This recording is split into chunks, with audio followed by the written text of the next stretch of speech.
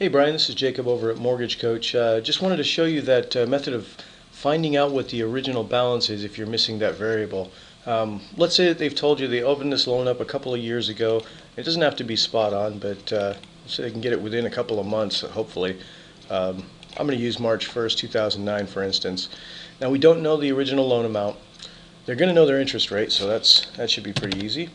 They'll know their term. They know how long the loan was definitely for. And here's the other variable. You've got to have either the remaining balance or the original loan amount. Either one you can kind of calculate the other out. Now let's assume, for instance, they've told you, okay, well I've got $160,000 left on my loan right now. It's a 5% loan, and it's a 30-year loan. Took it out a couple of years ago, right around this time. All right, so how do you go back and back calculate out the original loan amount? What you do is you keep putting in different loan amounts until your remaining balance shows you that 160 that you're looking for. So for instance, if they took us out 2 years ago, I'm going to start with about 170, and then as soon as you hit the tab key on your keyboard, it'll fill out what the remaining balance would be on the amortization schedule, just saying that they've made regular average payments, they haven't made any additional payments. This skews a little bit if they've made additional principal payments, because then their remaining balance would not be along the same line as the original amortization schedule. So it's going to be a little off at that point. You're actually going to have to get a little bit more information from them if possible.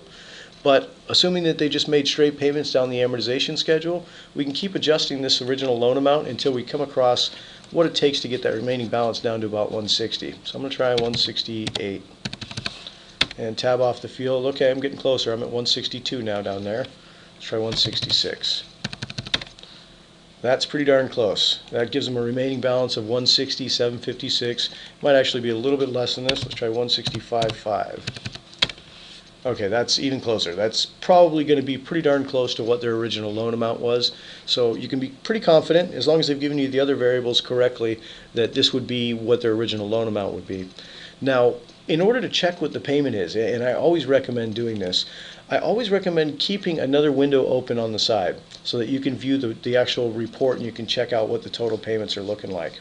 Now to do this, hover your mouse over presentation and hit preview. And then go ahead and generate the email link for yourself and then hit the preview button here. Alright, so now I've got a secondary window, and let me go back to this one because I'm going to go back to my assumptions area. I've got a secondary window here that's showing me what the report is. So let me pull that one up for you. Here's the generated report, and you can see that, let me kind of put these side by side. You can see I've already included my taxes and insurance because I did do the data entry for them on the second page of this assumptions screen here. So I'm looking at a full PITI payment of $1,267.92, and that's at the loan amount of $162.72, which is close to what they said they have left. Now, if they're telling you that their payment is something more or less than this, you know that there's something a little bit off. Either they've made additional payments towards principal, and that would give them, potentially a lower payment, or they've got an IO term, or there's something else in there that's not being accounted for. So if you needed to go backwards from this point, and they told you, well, my payment's actually only $1,230 right now, what I would do is I would go back into the second screen of the assumptions here. And remember, we've got 1262 right now, and we need to get that down to we got 1267 right now. We need to get that down to 1230. So I'm going to subtract $37 from one of these fees here, either the property tax or the hazard insurance. So just for ease here, let's rip open a calculator. There we go. And we've got our property tax of $312. Minus is about 38 bucks. It's going to give us, oops, I must have typed that in wrong.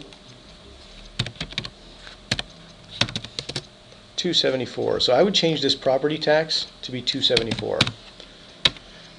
The good thing is it doesn't skew the amortization schedule. You're just playing with the escrows at this point. So when you hit the right arrow, it'll save your calculation, and you can go back to your original analysis here, and we're going to see this update within a couple of seconds. This payment on the current from 1267, it's going to be right around 1230. So you can see we've now dropped down the payment to the recommended spot, and we've got the loan amount, so we were able to calculate both out without having either one. So that's the workaround to doing it. It's actually a little bit easier to do this in Point if you just need to kind of estimate a ballpark figure, because you can plug in numbers and watch them change immediately. But this is the same concept. You're just having a secondary window open so you can see the changes. But hope this helps for you, Brian. Shoot me an email if you have any problem, or if you run into anything that you're not able to solve on this. I'd be happy to take a look at it for you and see what I can do to help. Thanks, Brian. Talk to you soon. Bye-bye.